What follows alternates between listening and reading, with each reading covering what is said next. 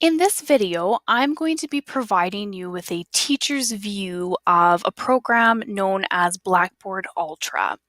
This particular program is essentially an enhanced video chat program that we use in my internship school to provide what we refer to as synchronous lessons to our students. So a synchronous lesson basically just means the typical lesson that you would be used to in the traditional setting, where you are teaching material, you're collaborating with students, and you're working together in real time to accomplish a task.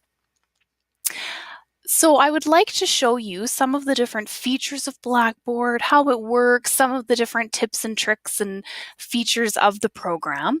And then I would also like to share with you some of the best practices that I have come to use in Blackboard and some of the best practices that other staff members have shared with me during my internship. So first of all, when you first log into an empty Blackboard room, this is the kind of screen that you would see. If you were logging into a room and a student was waiting for you, you would either see their picture in the center of the screen or perhaps even a video feed if they have a webcam that they use during classes.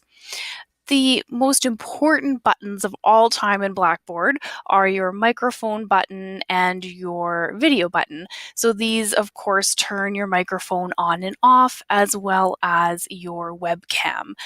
It will turn the webcam on and off. It's important to know about the microphone button because you want to ensure, especially if there's background noise happening, that both yourself and your students get into the habit of only turning your microphone on when you are actively speaking. It's also really nice, of course, if you ever end up using a program like this to have a working headset like the one I'm wearing now. It provides much better audio quality for your students, and it will help to block out some of that background noise if you are in a busy learning environment. This button here is also fantastic, and basically it will allow yourself, if you are in a meeting, for example, or a student to raise their hand. So as you can see there, the student, or myself in this case, has raised their hand. If you are on the teaching side of things, when a student raises their hand using this button, you will have an audio notification, a bit of a chime, and a pop-up window will show up as well. And that will help prompt you to the fact that a student has a question or a comment that they would like to make. It is also important to understand all of these extra features in this side menu. And the reason for that is that this is the part of Blackboard that is really, really exciting and that provides many opportunities for developing best practices. So one of the fantastic things that Blackboard offers is a whiteboard. So if you share a blank whiteboard, you then have this lovely big whiteboard right on your screen, and your students can be given access to use the pencil, and they can write right on the screen.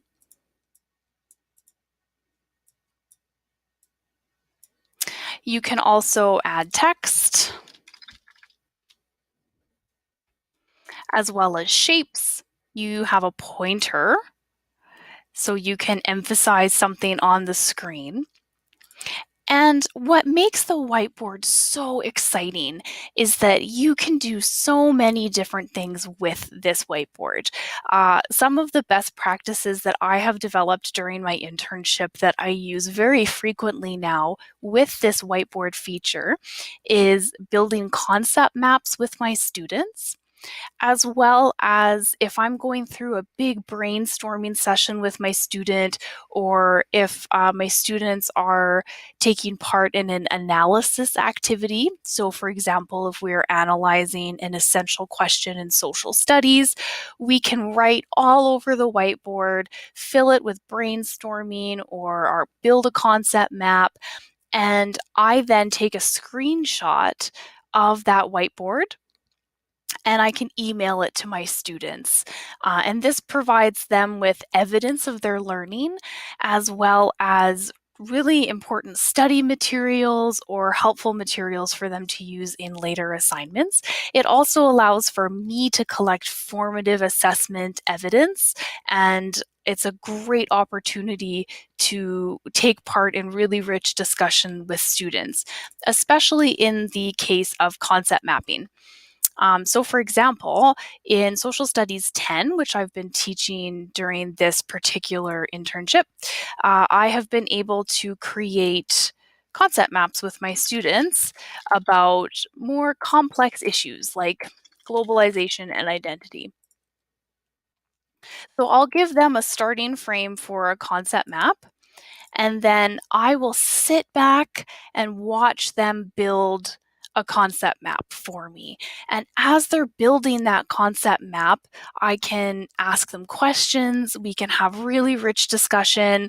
I might add something. So if a student, for example, maybe adds something to do with language and the way that language is changing in a global society, and or the dominance of the English language or something like that, I might then be able to say, well, okay, but what about language and identity? How does that connect? And I can draw right on the whiteboard in a new color and interact with the student that way. There's also application sharing, which basically means screen sharing. So I can pull up my students' assignments, their Google Docs, Google Slides, different information like that, and I can have my web browser appear on their screen, which is wonderful. I've used it for sharing current events. I've used it for revising assignments with students. It's a really valuable tool. Some teachers have created, for example, Google Slide presentations. They'll have one student working on each slide, and then they use the Google Doc or the Google Slide that all the students are building in to skip around and see what each student is doing, have students share feedback with one another. It can be a really, really rich learning tool. Share files is your typical concept of sharing a slideshow presentation or another file in that matter, but usually teachers seem to use it for slideshows. However, you can combine sharing a file like a PowerPoint slide with that interactive whiteboard. So you can have a basic slide with maybe a few prompts or a graphic organizer template, and you can fill it in and move things around and really work with that slideshow presentation in a really interactive manner through combining it with the whiteboard. There are many other components to Blackboard which allow students to express their understanding or how they're feeling about a topic. It can be an excellent formative assessment tool, for example, to use a poll. So you can give everybody a poll, say a 5-to-1, and ask, how comfortable are you with that topic? If a 1 is really unsure and a 5 is, I absolutely know it. You can also engage with classic formative assessment items that we talk about at the university or in practicums, such as thumbs up or thumbs down. So you can have students engaging through the chat window using emojis. And you can also have students agree or disagree or express that they would like something to be shared slower or faster.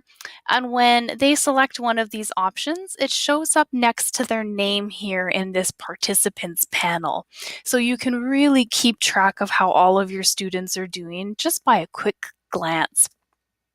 The participants panel is also extremely helpful because if you have all of your students on the participants panel, you can quickly group students together and create different teams that way. I hope this has been helpful for you. I know it's a really quick snapshot into Blackboard, but I hope you got some good ideas from this and it was a solid introduction. And I hope it has been helpful for you. Thank you for joining me.